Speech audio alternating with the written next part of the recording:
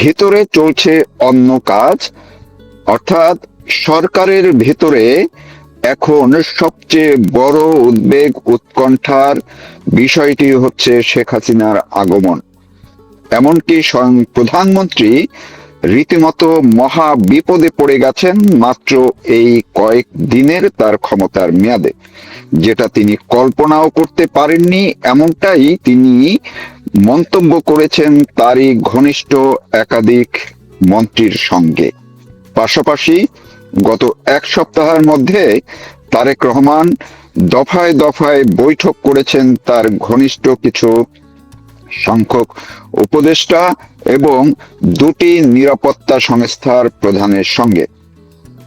পাশাপাশি কথা বলেছেন একজন আইনজ্ঞের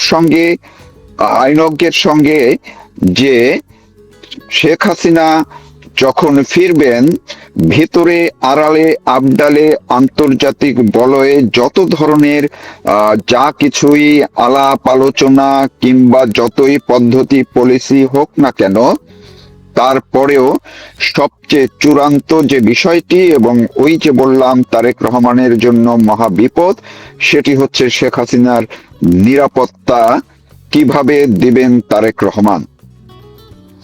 এই নিরাপত্তার প্রশ্নেই তারেক রহমান তিনি নিজে এই যে সারা দেশে যত কর্মসূচি করছেন, বিভিন্ন দলীয় কিংবা অন্যান্য গাছ লাগানো বা অন্য সব মিটিং, এর মধ্যেই তিনি রীতিমতো এক ধরনের আঁতকে ওঠেন এবং তাৎক্ষণিকভাবে তিনি শরণাপন্ন হন। নিরাপত্তা বিষয়ক যারা আছেন তাদের সঙ্গে কথা বলার জন্য তাদেরকে ডেকে পাঠান এবং বৈঠকে অংশ নেন। অনেকেই বলছেন যে ভারতে যখন শেখ হাসিনা আছেন, তিনি যখন ফিরবেন অনেক কিছুই নির্ধারণ হবে ভারত সরকারের মাধ্যমে, যেটি এই সরকারের যে মন্ত্রীরা তারাও বলছেন। শামা ওবায়েদ তিনি কালকেও বলেছেন ভারত সরকারের উপরেই অনেক কিছু ডিপেন্ড করবে। প্রধানমন্ত্রীও নিজে বলেন, অন্যরাও বলেন ভারত সরকারের উপরে অবশ্যই ডিপেন্ড করবে অনেক কিছু বিষয়, এবং আন্তর্জাতিক বলয় থেকেও আরো অনেক বিষয় এক ধরনের নির্ভর করবে ভারত সরকারের উপরে, যেমন তেমনি তারেক রহমান সরকারের উপর। এর মধ্যেই দুইটি বিষয়ে খুবই গুরুত্ব দিয়েছেন তারেক রহমান। সেটি হলো যা একটু আগেই বললাম, এই যে নিরাপত্তার সংশ্লিষ্ট যাদের সঙ্গে তিনি দফায় দফায় বৈঠক করছেন, তাদের কাছ থেকে দুটি বিষয় তারেক রহমান বারবার জানার চেষ্টা করেন প্রধানমন্ত্রী হিসেবে। সেটি হচ্ছে,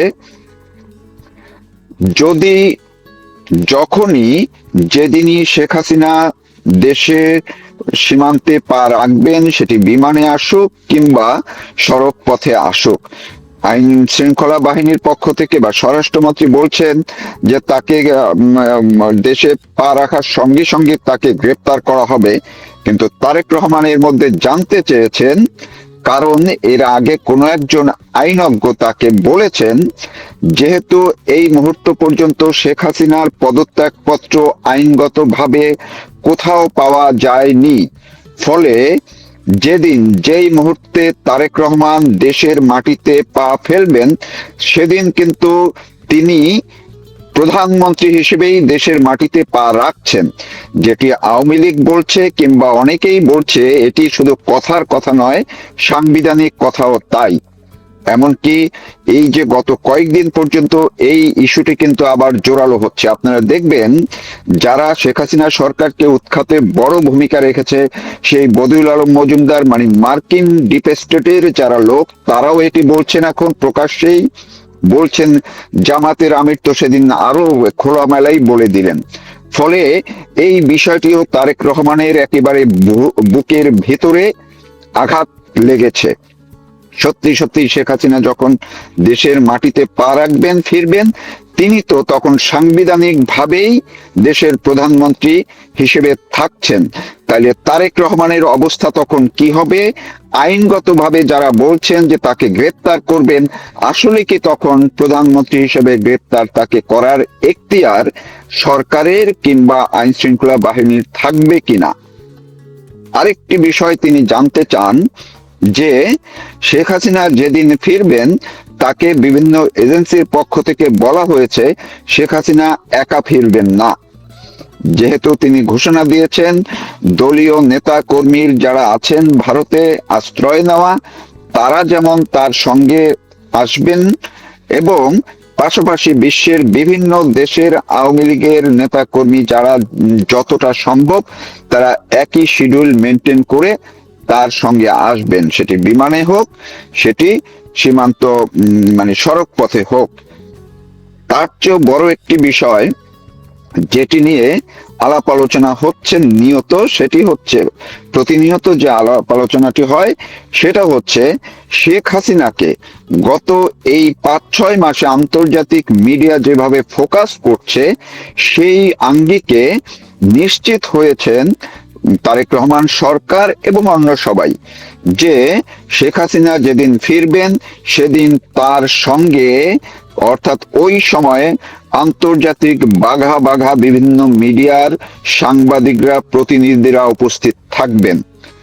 আর যখন শেখ হাসিনা দেশের মাটিতে পা ফেলবেন পাশাপাশি দেশের মধ্যে যতই কড়াকড়ি যতই আইনশৃঙ্খলা পরিস্থিতি যাই থাকুক, সেনাবাহিনী র্যাব পুলিশ বিজিবি যতই বাধা দেওয়ার চেষ্টা করুক, মানুষের যে ঢল নামবে আওয়ামী লীগ কিংবা অন্য সহযোগী সংগঠনের নেতা কর্মী সমর্থকরা মুক্তিযুদ্ধের পক্ষের মানুষ সাধারণ মানুষ যাদের ঢল নামবে সেগুলো সেই পরিস্থিতি কিভাবে সামাল দিবেন তারেক রহমান, এটি তার সবচেয়ে বড় পয়েন্ট। কিন্তু এই পয়েন্টের কোনো সুরাহা করতে পারছেন না এই কারণে যে তারেক রহমান সরকার নিজেই আগে একটি ফাঁদে পা দিয়ে রেখেছেন, আর সেই ফাঁদটি তৈরি করে রেখে গেছে ডক্টর মোহাম্মদ ইউনূস। অর্থাৎ ডক্টর মোহাম্মদ ইউনূস যতবার ভারত সরকারের কাছে চিঠি দিয়েছে তাকে ফেরানোর জন্য, তাকে দেশে পাঠানোর জন্য, পাশাপাশি এই সরকারও একই পদ্ধতি অবলম্বন করে লিখিতভাবে আনুষ্ঠানিকভাবে চিঠি দিয়েছে ভারত সরকারকে।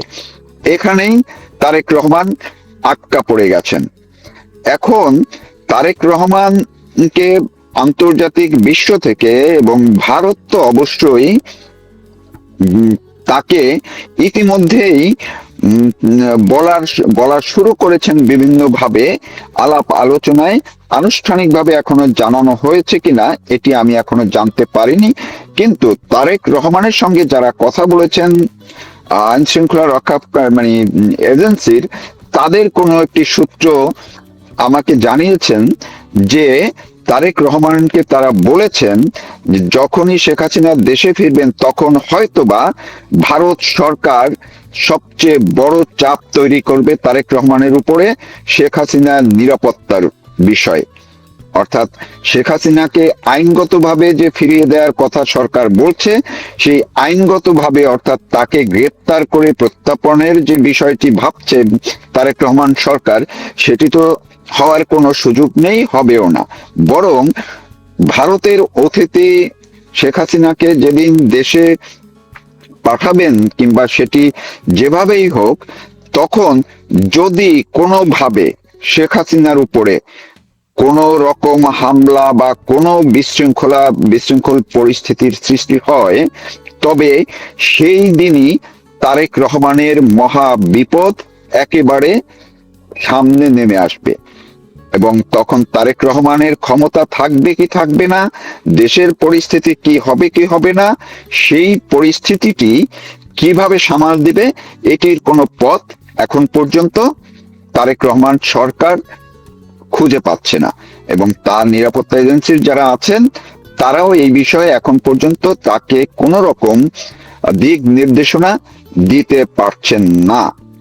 যদিও কোন একটি মাধ্যমে বলা হয়েছে যে প্রধানমন্ত্রীর নিরাপত্তা উপদেষ্টা ভারতে গিয়ে অজিত দোভালের সঙ্গে বৈঠকের কথা একটি ছড়াচ্ছে, যে সেইখানে যত আলোচনা তার মধ্যেও এখন এমন একটি বিষয় থাকতে পারে কথাটা এই কারণে বলছি যেহেতু আমি নিশ্চিত নই, কিন্তু ওই মাধ্যমগুলোর আভাসটা এমন, আপনারাও দেখতে পারেন সামাজিক যোগাযোগ মাধ্যমে আছে, বাংলাদেশেরই কোনো প্রতিষ্ঠিত সাংবাদিক কিন্তু এটি প্রকাশ করেছে।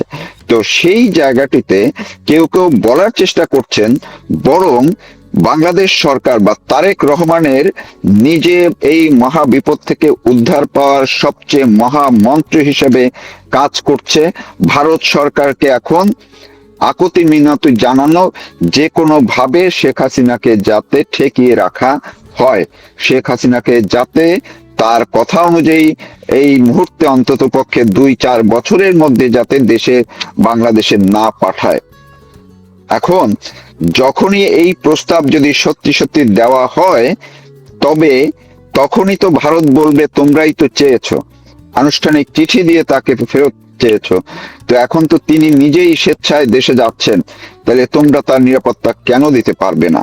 আর আন্তর্জাতিক প্রশ্নই এটি। আর শেখ হাসিনাও তার প্রস্তুতি যেভাবে নেওয়া হচ্ছে, সেইভাবে শুধুমাত্র আওয়ামী লীগ নেতা কর্মীরা তার সঙ্গে ফিরবে সেটি নয়, আরো অনেক মহলের অনেক কিছুই, বিশ্বের বিভিন্ন দেশের বিভিন্ন মহলের প্রতিনিধিরা থাকবেন ওই সময় ওই দিন। ফলে বুঝতেই পারছেন তারেক রহমানের মহা বিপদটি কি। তারেক রহমান এখন না পারছেন ফেলতে এই ইস্যুটি, না পারছেন গিলতে। দেশের মধ্যেও এক ধরনের জামাত এনসিপি তারা যেমন তাকে চাপ দিচ্ছে, আর শেখ হাসিনা নিজেই যখন ঘোষণা দিয়েছেন, এটি অটোমেটিক ভাবে বাই প্রোডাক্ট হিসাবে একদম যেন মহা বিপদের একটা বড় আঘাত এসে পড়েছে তারেক রহমানের উপরে। বাংলাদেশের রাজনীতি ক্রমশ জটিল থেকে জটিলতর হচ্ছে, বিশেষ করে আন্তর্জাতিক অঙ্গনে। আপনারা জানেন যে বাংলাদেশে এখন অন্তত 5টি পঞ্চপাণ্ডব বলতে পারেন, 5টি রাষ্ট্র সরাসরি আমাদের রাজনীতির ব্যাপারে নাক গলাচ্ছে, অভ্যন্তরীণ বিষয়ে হস্তক্ষেপ করার চেষ্টা করছে এবং বন্ধুর বেশে আমাদের বুকে অথবা পিঠে আমি কিছু বললাম না, কিছু একটা করার চেষ্টা করছে। সেই রাষ্ট্রগুলোর মধ্যে এক নম্বর হলো আমেরিকা, এরপরে ইউরোপের রাষ্ট্রগুলোর মধ্যে তুরস্ক,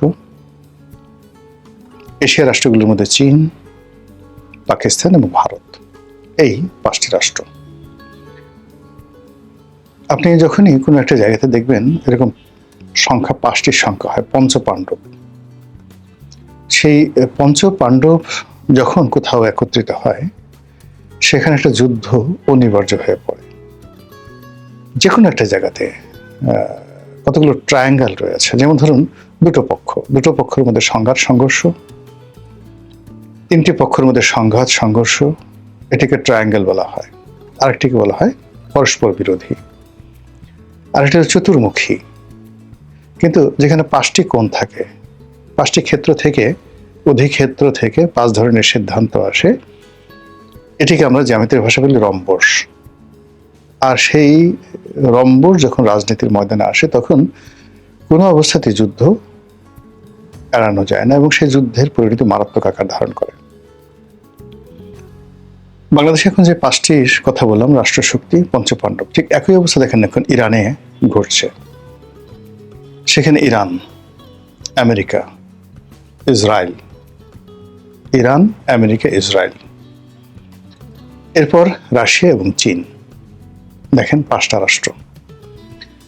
এই 5টি রাষ্ট্রের যে স্বার্থ এবং অন্যান্য যে বিষয়, এই পুরো বিষয় পুরো মধ্যপ্রাচ্য, হরমুজ প্রণালী এবং আরেকটা হরমুজ প্রণালীর মতো গুরুত্বপূর্ণ আরেকটি প্রণালী রয়েছে, যেটা বাব আল মান্দ, ইয়েমেনের কাছাকাছি, যেটি হুতিরা নিয়ন্ত্রণ করতে পারে। তো এই বাব আল মান্দ এবং হরমুজ, এই দুটো যদি বন্ধ করে দেওয়া হয় পরিপূর্ণভাবে, পুরো মধ্যপ্রাচ্যের যে তেল, এটির অলমোস্ট 60% তারা নিয়ন্ত্রণ করতে পারবে। তো সেই বিষয়গুলো এখন খেলছে 5টি পক্ষ। এর কারণে দেখুন বারবার সমঝোতা হচ্ছে, বন্ধ হচ্ছে, আবার সেই যুদ্ধ শুরু হয়ে গেছে। বাংলাদেশে একই অবস্থা। বাংলাদেশে 17টি বছর ধরে আওয়ামী লীগ প্রাণান্ত চেষ্টা করেছে মোটামুটি একটা সমঝোতাপূর্ণ সম্পর্ক 3টি শক্তির সঙ্গে রাখার জন্য। এক নম্বরে ভারত, 2 নম্বরে চীন। এখানে তারা মোটামুটি সফল হয়েছে, কিন্তু আমেরিকার সঙ্গে তারা পেরে ওঠেনি। শেখ হাসিনা প্রাণান্ত চেষ্টা করেছিলেন আমেরিকার সঙ্গে একটি সম্পর্ক, যেটা পাকিস্তান করেছে। পাকিস্তান চীনের সঙ্গে সম্পর্ক রাখছে, আমেরিকার সঙ্গে সম্পর্ক রাখছে, আবার রাশিয়ার সঙ্গে ইরানের সঙ্গে কিন্তু তার সম্পর্ক ভালো আছে। এটা পাকিস্তানের ভৌগোলিক অবস্থা, পরমাণু শক্তি, অন্যান্য সব মিলে হয়তো পাকিস্তান পেরেছে, বাংলাদেশ সেটা পারেনি। কিন্তু এখন যে অবস্থা তৈরি হয়ে গেছে, সে অবস্থা হলো যে এই যে পঞ্চপাণ্ডব 5টি দেশ, এই 5টি দেশের ভিন্ন ভিন্ন স্বার্থ রয়েছে, আবার তাদের অভিন্ন স্বার্থ রয়েছে 5টি দেশের। আবার 5টি রাষ্ট্র 2টো বলয়, 3টি বলয়, প্রথমত 3টি বলয় তারা বিভক্ত হয়ে কাজ করছে। যেমন চীন এবং পাকিস্তান একত্র হয়ে কাজ করছে, এটা হলো একটা বলয়। আরেকটা হলো আমেরিকা এবং পাকিস্তান, এটা হলো 2টো বলয়। আরেকটা বলয় হলো ভারত এবং আমেরিকা, 3টি বলয়। তো 5টা শক্তি ট্রায়াঙ্গেল হয়ে 3টি কৌণিক দূরত্ব তৈরি করে বাংলাদেশের সঙ্গে তারা রাজনীতি, অর্থনীতি, সাম্রাজ্যবাদী নীতি সবকিছু করার চেষ্টা করছে। এবং এখানে দেখুন 3টি অ্যাঙ্গেলের মধ্যে 2টো অ্যাঙ্গেলই আমেরিকা আছে। ভারতের সঙ্গে আমেরিকা আছে, পাকিস্তানের সঙ্গে আমেরিকা আছে। আর তুরস্ক যে বাংলাদেশের সঙ্গে যে কাজটি করতে চাচ্ছে, সেটি সে মূলত এখানে একটা কারোর সাথে যোগাযোগ না করে তার যে একটা নিজস্ব যে একটা আইডেন্টিটি আছে বর্তমানে একে পার্টি, তার ধারাবাহিকতা এখানে একটি ইসলামী রাষ্ট্র, উগ্রবাদী একটা শক্তি তারা এখানে প্রতিষ্ঠা করতে চাচ্ছে। এটা ডাইরেক্ট তুরস্ক সরাসরি। এখানে আমেরিকা, ভারত কারোর সঙ্গে তার কোনো যোগাযোগ নেই। তো বোঝার চেষ্টা করেন এই অবস্থাতে একটি সরকার এখন যে আছে, সেই সরকার সবচেয়ে নাজুক অবস্থায় আছে।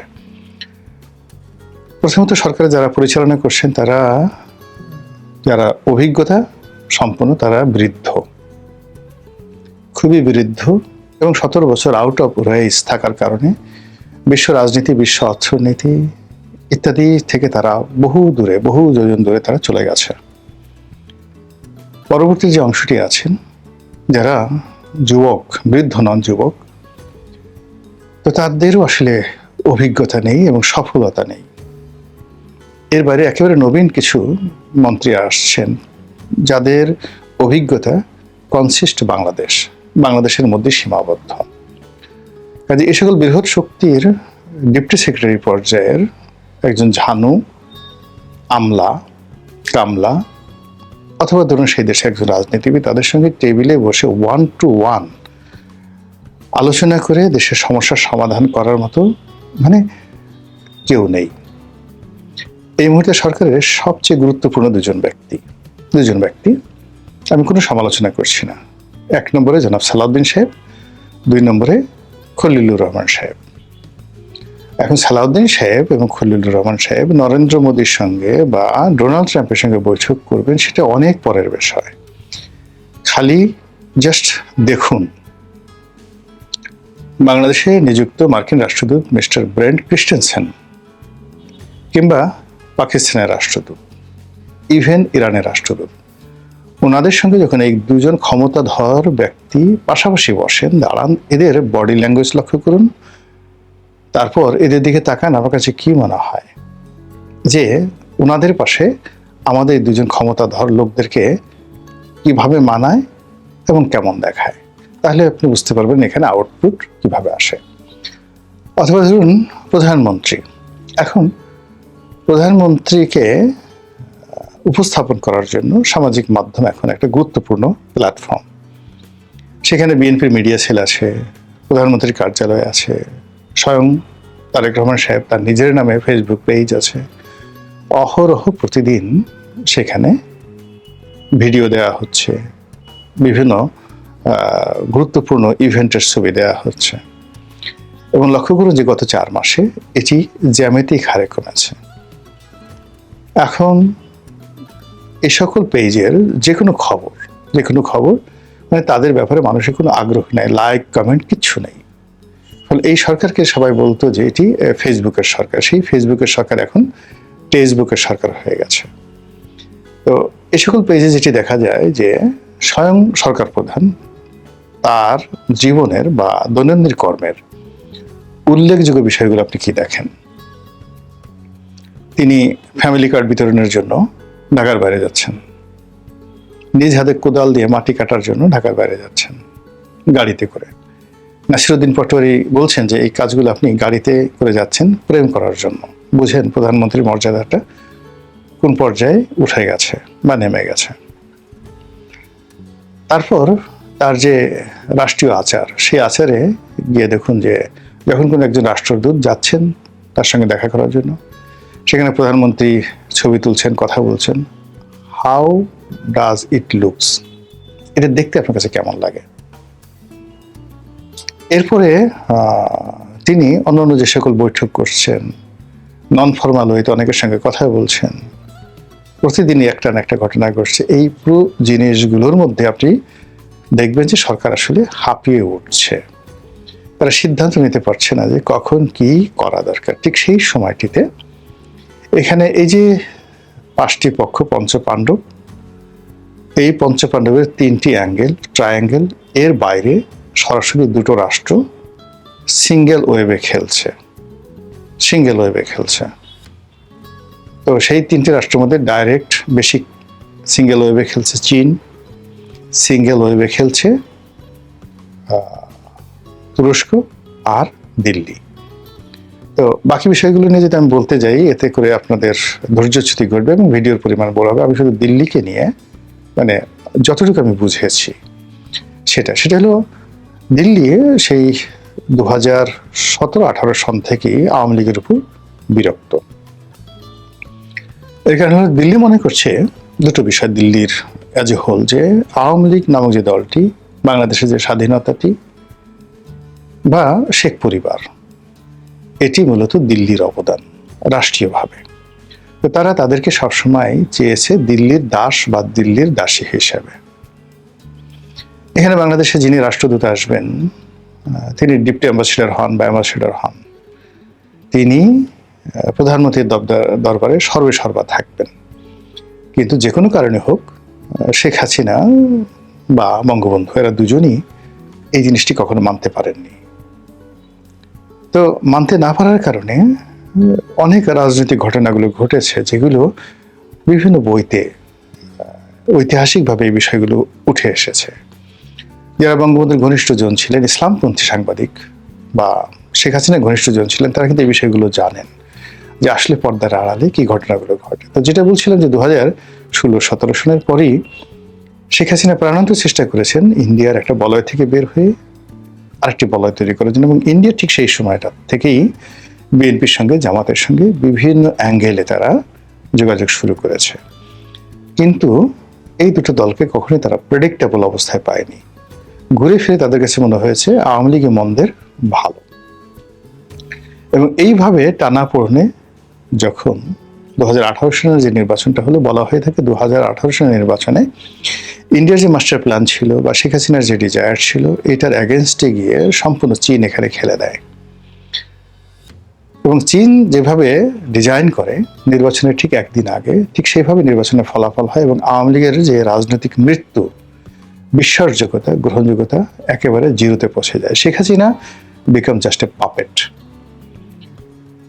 সবাই যেভাবে 2018 সনে তাকে বিশ্বাস করেছিল, সেখানে নির্বাচনটি যদি 100% অ্যাকুরেট হতো, সেই নির্বাচনে যদি শেখ হাসিনা পরাজিত হতেন, তবু তিনি অমরত্ব লাভ করতেন এবং 2014 সালের নির্বাচন নিয়ে কেউ প্রশ্ন করতো না, নো ওয়ান।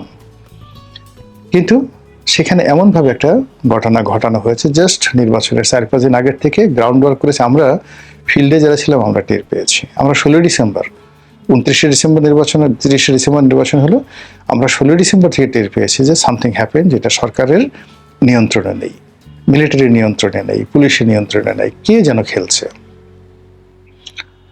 এবং এই খেলাধুলা যে কেবলমাত্র বিএনপির মধ্যে ছিল, আওয়ামী লীগের মধ্যে ছিল, নট লাইক দ্যাট। প্রত্যেকটা রাজনৈতিক দলের যারা শীর্ষ নেতৃত্ব, তারা এই যে যা কিছু হচ্ছে তারা জানতো। এবং আমরা যারা মাঠে ছিলাম আমরা সবাই বলির ভাটা হয়েছি। এর ফলে কি হলো, এই নির্বাচনের ফলাফল হওয়ার পরে শেখ হাসিনা গণতান্ত্রিক বিশ্বে, গণতান্ত্রিক রাজনীতিতে এবং বাংলাদেশের মানুষের কাছে বিশ্বাসযোগ্যতার ক্ষেত্রে একেবারে জিরোতে গিয়ে পৌঁছেন, বিরক্তিকর একটা জায়গাতে গিয়ে পৌঁছেন। তারপরে তিনি চেষ্টা করেছেন বিভিন্ন অ্যাঙ্গেলে আবার একটি সমঝোতা করার জন্য, কিন্তু সেটা তিনি পারেননি। এরপরে করোনা আসছে, এরপরে ইউক্রেনের যুদ্ধ আসছে, অনেক কিছু। ভারতীয় নরেন্দ্র মোদীর ক্ষমতা দুর্বল হয়ে গেছে এবং এরপর তিনি ক্ষমতাচ্যুত হয়ে এখন দিল্লির অধীনস্থ হয়ে আছেন। এখন দিল্লি আওয়ামী লীগকে নিয়ে এবং শেখ হাসিনাকে নিয়ে খেলছে। কিন্তু খেলার আগে দিল্লি বেশ কয়েকবার চেষ্টা করেছে জামাতের সঙ্গে একটা সমঝোতা করার জন্য, তারা চেষ্টা করেছে বিএনপির সঙ্গে সমঝোতা করার জন্য। এটা এখন ওপেন সিক্রেট। কিন্তু গত 4 মাসের ধারাবাহিকতায় কিংবা ধরুন গত 2 বছরের ধারাবাহিকতায় দিল্লি এককভাবে বিএনপি এবং জামাত কাউকে বিশ্বাস করতে পারছে না। আবার তারা মনে করছে যে মন্দের ভালো হিসেবে আওয়ামী লীগ তাদের কৌশলগত পার্টনার। কাজেই শেখ হাসিনাকে রেখে হোক, শেখ হাসিনাকে বাদ দিয়ে হোক, আওয়ামী লীগের মাধ্যমেই তারা বাংলাদেশে তাদের যে মিশন, সেই মিশনটা তারা চালু করতে চায়। এবং এটার প্রেক্ষিতে একটার পর একটা তারা যাকে বলা হয় ছক্কা মেরে যাচ্ছে। শেখ হাসিনাকে দিয়ে যে সকল কথা বলানো হচ্ছে বা তিনি যে সকল কথাবার্তা নিজে স্বপ্রণোদিত হয়ে বলছেন, যেটা দিল্লি আবার ওন করছে। এবং শেখ হাসিনা আসতে চান, সরকার তাকে আইনগতভাবে ফেরত আনতে চান। শেখ হাসিনা জোর করে বাংলাদেশে এসে তিনি তার রাজনৈতিক অধিকার প্রতিষ্ঠা করতেছেন, অন্যদিকে সরকার তাকে আসার সঙ্গে সঙ্গে গ্রেপ্তার করতেছেন। এইগুলোর যে সেন্টিমেন্ট, পাবলিকের সেন্টিমেন্ট, এটি ভারত তীক্ষ্ণ দৃষ্টিতে দেখছে। এবং দেখার পরে ভারতের যে সাম্প্রতিক যে কথাবার্তা, সেই কথাবার্তায় তারা আরও নিশ্চিত হয়ে গেছে যে দে আর রাইট। তারা যে আওয়ামী লীগের পক্ষে আছে। এখনো পর্যন্ত আওয়ামী লীগ বাংলাদেশের সবচেয়ে সুসংবদ্ধ রাজনৈতিক দল, এখনো পর্যন্ত তারা অর্থনৈতিকভাবে সচ্ছল, এখনো পর্যন্ত রাজনৈতিক দলগুলোর মধ্যে মানে নেতৃত্বের পর্যায়ে শেখ হাসিনার যে কমান্ড রয়েছে, সেই কমান্ড এখন জামাতের আমিরের নেই, তার নিজের দলে। বর্তমান প্রধানমন্ত্রী তার নিজের দলের মধ্যে তার সেই কমান্ড নেই। আর শেখ হাসিনা প্রবাসে থেকেও কারোর সঙ্গে সরাসরি দেখা না করে শুধুমাত্র 1-to-1 তিনি যারা দেখা করতে আসেন তাদের সাথে দেখা করেন উইদাউট ভিডিও।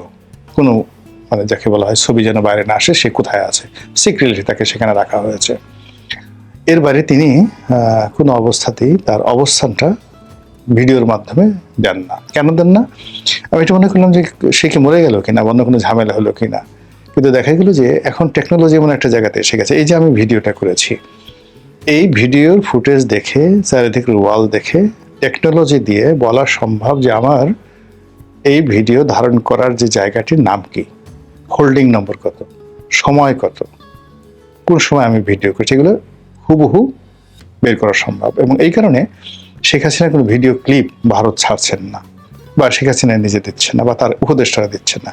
কিন্তু ঘটনা যেভাবেই ঘটানো হচ্ছে, একটার পর একটা পরীক্ষামূলকভাবে কথা বলা হচ্ছে, ঢাকাতে মানে এই স্লোগান দেওয়া হচ্ছে, অনুষ্ঠান করানো হচ্ছে, যা কিছু করা হচ্ছে করে দিন শেষে ভারত যে সিদ্ধান্তে আজকের দিন পর্যন্ত তাদেরকে মনে হচ্ছে তারা আওয়ামী লীগকে নিয়েই মানে চিন্তা ভাবনা করছে। তারা আওয়ামী লীগকে নিয়েই খেলতে চাচ্ছে, আওয়ামী লীগকে খেলাতে চাচ্ছে এবং আওয়ামী লীগকে দিয়ে সরকারকে চাপ দিতে চাচ্ছে। কাজেই সামনের যে দিনগুলো, সেই দিনগুলো যে খুব সহজ হবে আমার কাছে সেটা মনে হচ্ছে না। মহান আল্লাহ আমাদের সবাইকে হেদায়েত দান করুন এবং হেফাজত করুন। আসসালামু আলাইকুম ওয়া রাহমাতুল্লাহি ওয়া বারাকাতুহু।